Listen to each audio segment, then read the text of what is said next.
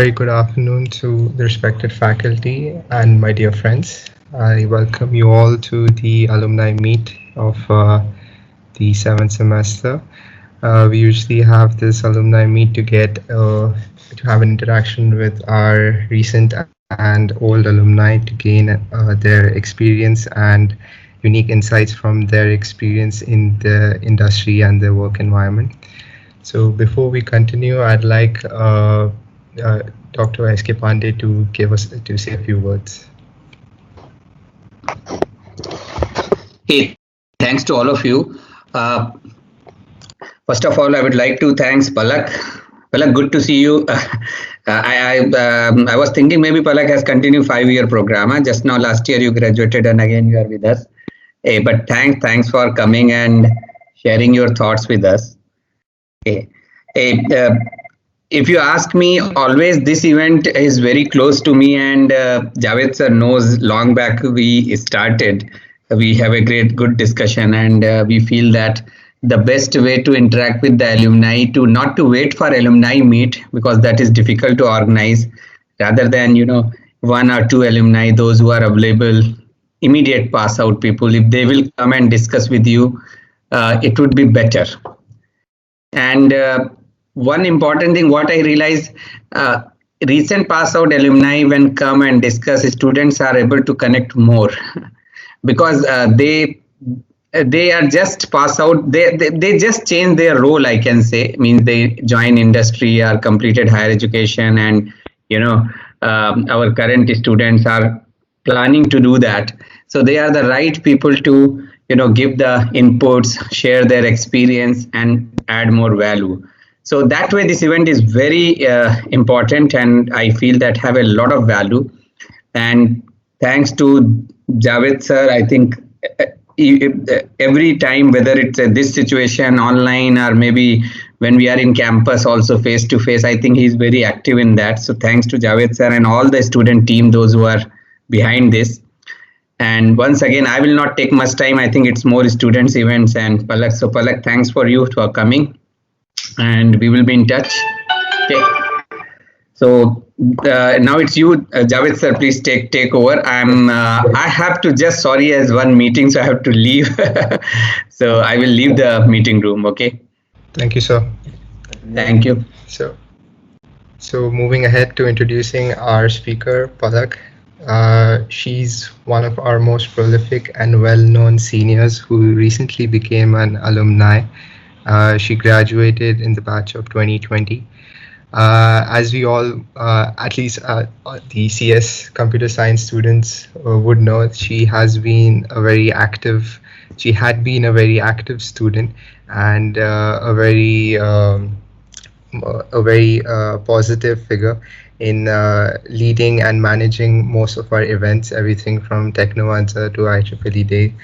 We would always see Palak taking part in different co-curricular and extracurricular activities such as dancing, sports, and she was an inspiring figure to us all. We all appreciated and loved the way she would interact and manage us in different events. We would have fun with her, and now she's working at OneDash as a software quality assurance engineer, and she'd love to share her experience with us. So without further ado, I'd like to hand over to Palak to share her experience and give her valuable insights. Hello and good afternoon to everyone. Especially the faculties, but more importantly, the students and my peers who have worked and who I have not worked also with. So hello and good afternoon to everyone.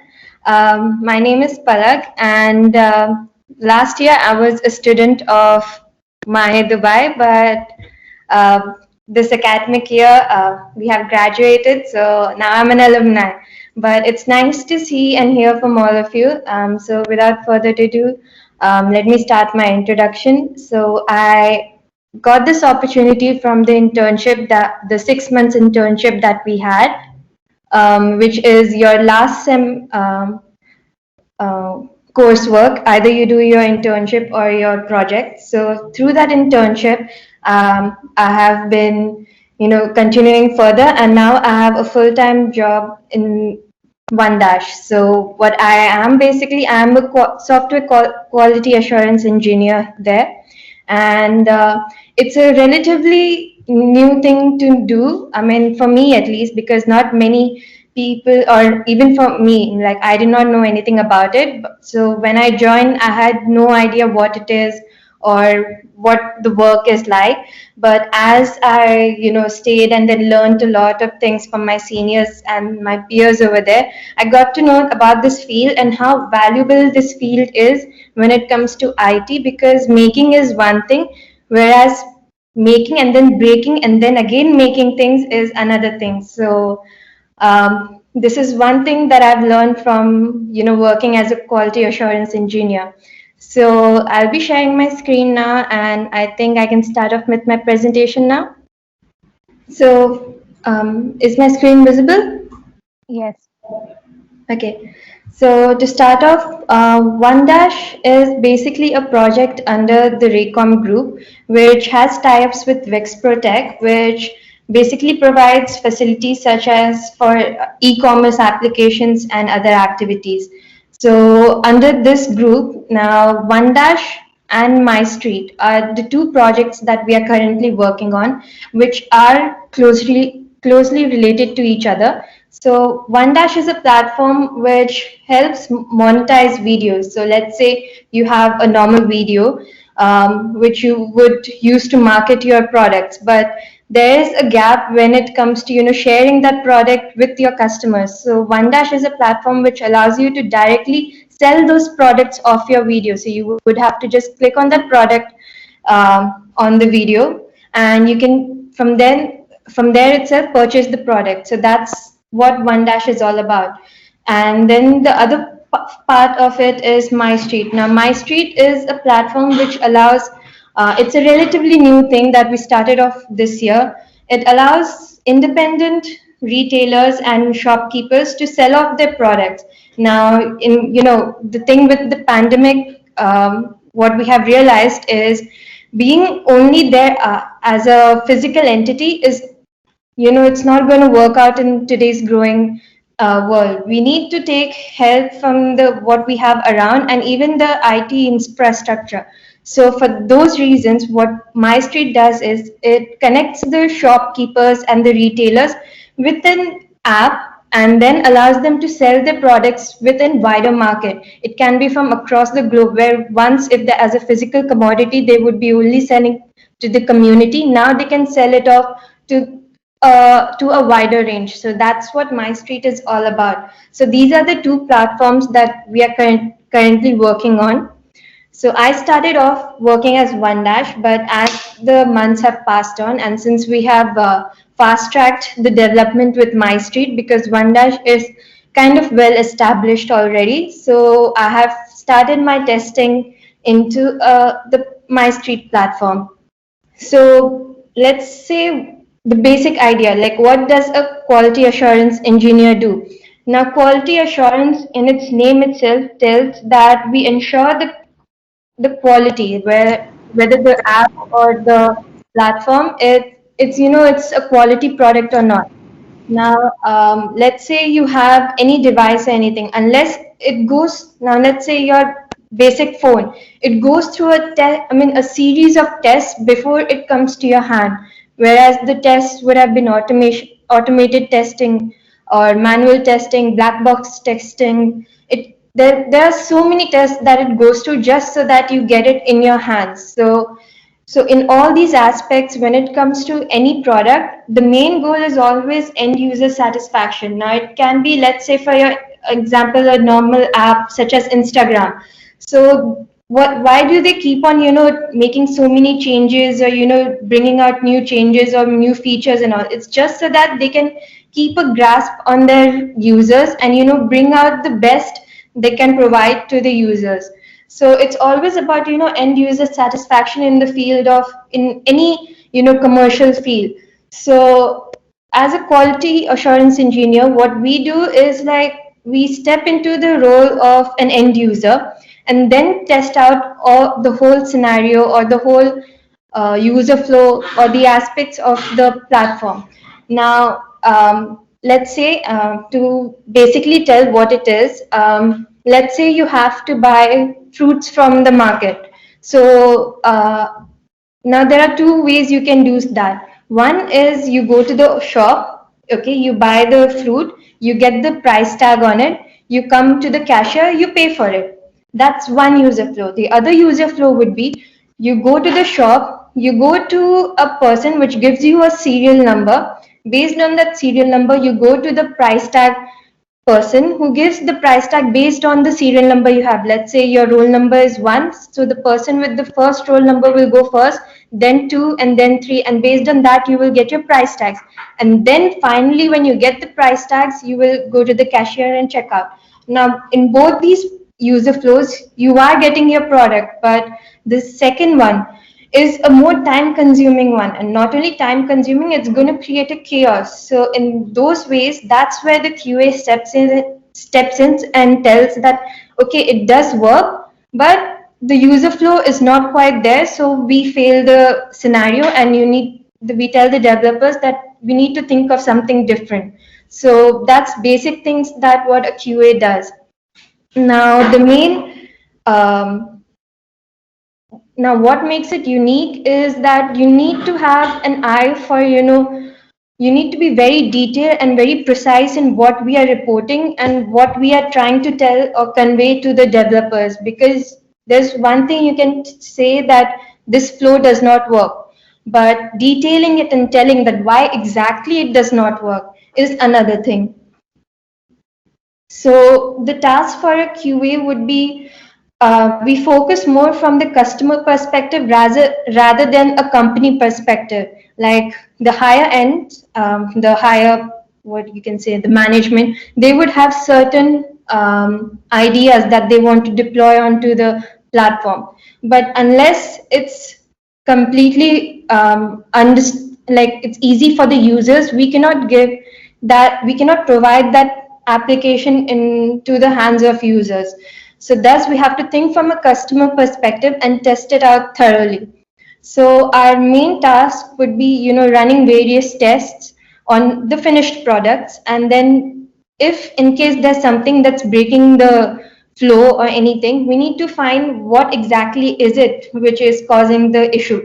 And once we have, found the issue, we need to provide feedbacks to the developers and have a constant communication with them so that they have a better understanding of what exactly is it that we are finding, facing troubles with. And the other thing is we need to prepare a report for each and everything that we have tested. Now we create scenarios, we test out things, we give a feedback to the developers, and then based on that we create a report so that in case if something's, let's say it was fixed now, a month later it's breaking again due to the new versions or anything like that. So because we have those reports, we know that okay, somewhere it might be linked to this issue because this had happened because of some things that we have deployed. So chances are it would have been happening again because we have made changes in our system. So that's why keeping a report is very important for us. So these are some of the main tasks that we need to have to be a good QA engineer. Now, another thing is to be a well-versed QA engineer, you need to ask a lot of questions. So when they tell that they are going to deploy new things, you can't be like, okay, so these are the things that you're going to apply. Fine, that's one way to do it. But the other thing is, you need to ask questions such as, what is it going to affect? Where all will it be linked to in the platform? Or other things such as, what are the other changes? I mean, will it have any impact on the second-hand users, or is it only a front-face deployment? So there's a lot of questions that we need to ask to our developers if they are telling to deploy something new. Another thing is we need to have priority. Now, priority is like that there are major tasks and minor tasks. Major would be something that's breaking and you can't, proceed forward. So you need to tell your developers clearly that, okay, this is breaking, you need to fix it ASAP. Because let's say there's a spelling correction error, and then there's an error of, you can't proceed forward after clicking on a button. So these are two types of error. Both are important, but which one would you give the priority? The one where it says where you can't proceed forward after clicking on a button. So based on that, you need to, set priorities for your issues. The other thing would be you need to keep on learning. Now, the thing with an IT field is you can't, or not only IT, but any field for that matter, you can't be stable. You need to, keep on moving, keep on learning. So I will be talking about the trends more because as the things have been changing, we are going into automation and we are going into AI fields. So based on that, you need to keep learning to be up to date and to be valid in this um, industry. The other thing would be you need to have a very broad mindset and you have to be uh, very creative in some aspects because you need to have your ideas and you need to be firm on those ideas and convey those ideas. So the only way you can do that is if you have a broad mindset, you know that, okay, this is not only for this selected number of users, it works out for each and every user out there. So you have to have that mindset and then convey your ideas. The other thing would be communication. As I said, unless you can tell the developers or the backend people that, this is what the issue is and this is what you are facing and this is not how it's supposed to work, how will they know that it's actually an issue? You can say it's a spelling error. Okay, fine, that's simple as that. But what if it's something like, um, it's a spelling error because of which the whole sentence is changing. So this is some small things that we need to, cater to. So for me, commonly used tools would be Jira. It's a basically a tracking software where we create bugs, any things, or even stories. Stories are basically suggestions. We create tickets on those.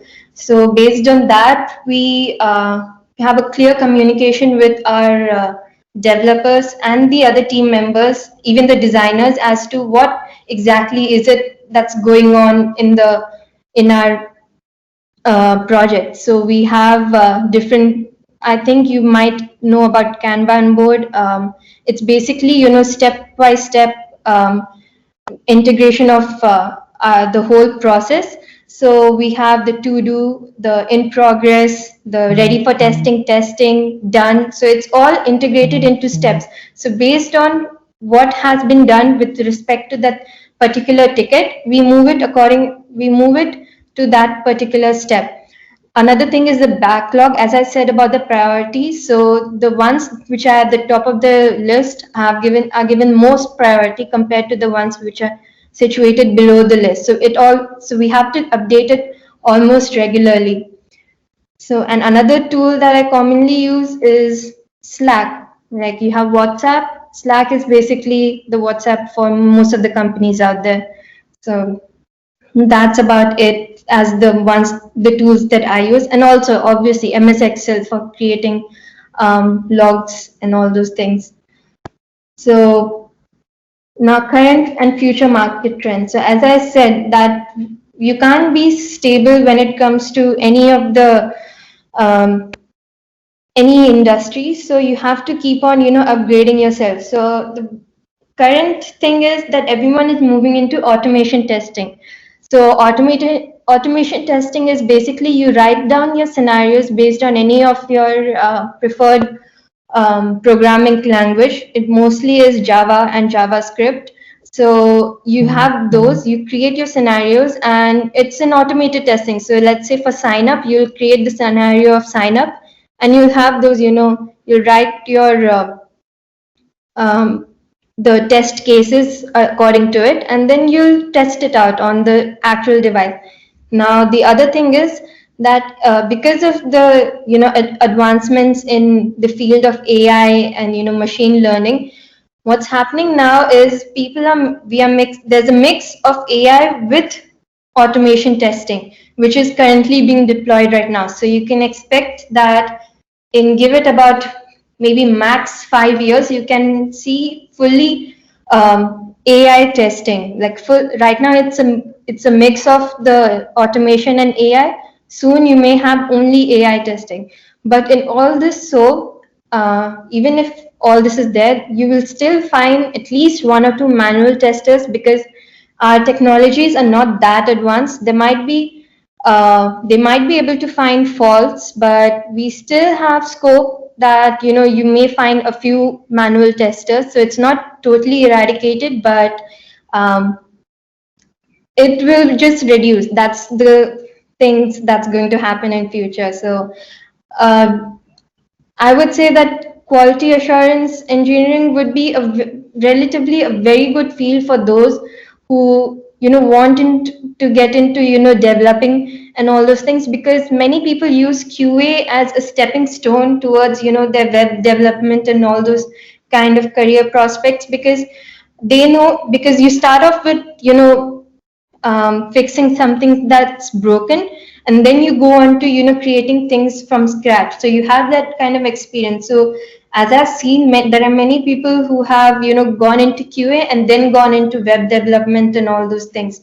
The other thing is, many people even prefer doing full-time QA with automation, because it provides the same thing, and the scope of QA is increasing, because right now there are many developers, but there are not as many testers. So unless you have a good testing, what do you say, team in your company, you can't progress forward. So because a developer cannot handle or only testing it out and developing at the same time. So that's why every industry right now keeps a good QA or a test team to test out their platform before it releases out in front into the the public field. So that's all I would have to say. So if you're looking forward for a career, give QA also a thought, because it's a relatively growing field, and it's kind of easy to get job there. That's all. So thank you, and yeah, that's all from my side. Thank you, Palak. That was really wonderful to hear. You just now you have passed out. Even this is a very tight situation outside, like a pandemic and all things like that. But still, really happy to see that you are able to share your experience. Then exactly tell our students like what exactly going on in the market, and then how the communication take place and all stuff. I hope many of you doing the software engineering subject, right? This very good to see. Palak, I have one question. Maybe others also can follow more questions. Tell me how your the subject knowledge, what you have learned, which really is helping you in the current field now. In what percentage and what level? Okay, so I think most of us had software engineering as a subject in our curriculum.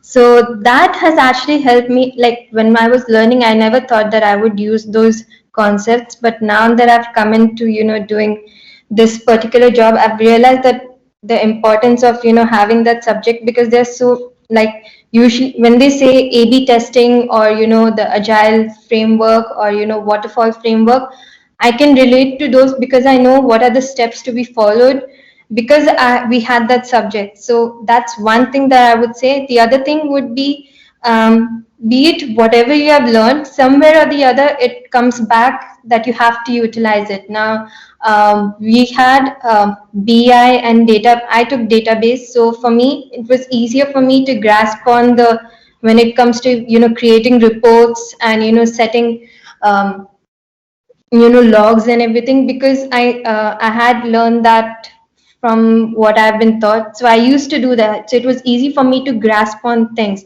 So in those ways, I mean, I found it really helpful to proceed forward with this the work life. But any other questions from the students? Please feel free to, guys. This is the platform for mainly to make the students to interact with the alumni, seniors, especially because they can build a good relation. They can. It's like a now. Palak is representing her industry, right? Maybe the person from outside, maybe her experience and her knowledge and the way she approached people to get jobs. So all these are all good experience. I think we have one person with that particular skills. I recommend all of the students to take some advantage. Please ask your questions. Maybe if you have any doubts regarding how to go about this particular skill, how to approach people, how to get the internship, and all these things.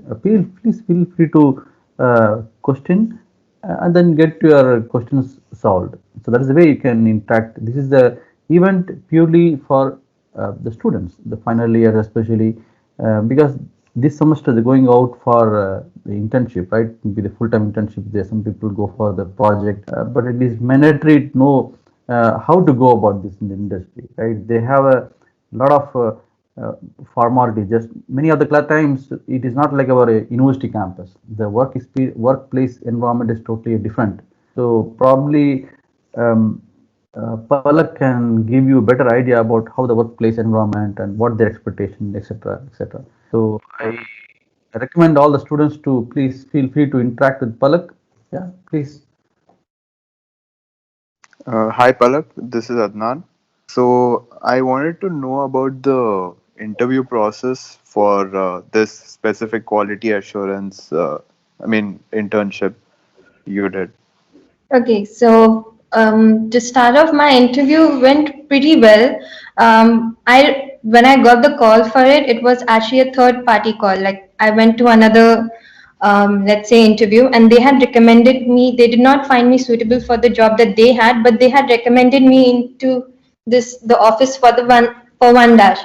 So then I got this call. So I had very low expectations, and I just went for it. So when I had the interview, it was more or less like I went there as, you know, with nothing in my head, not because I did not know what I'm interviewing from. Clearly, that was one thing. I did not know what exactly I'm interviewing from. I knew it was something to do with IT, but what it is, I did not know that. So when I went, he asked me a few questions like, "How good are you with Excel?" And I was like, I'm okay with it. Like I know the basics and all those things. The other thing he asked was, do you use a lot of, do you use a lot of apps and stuff? Apps and websites and for creating what do you say, graphics or anything like that. So I did say that yeah, at times I do that, and yeah, basically I have some knowledge about using various kind of tools and all those things.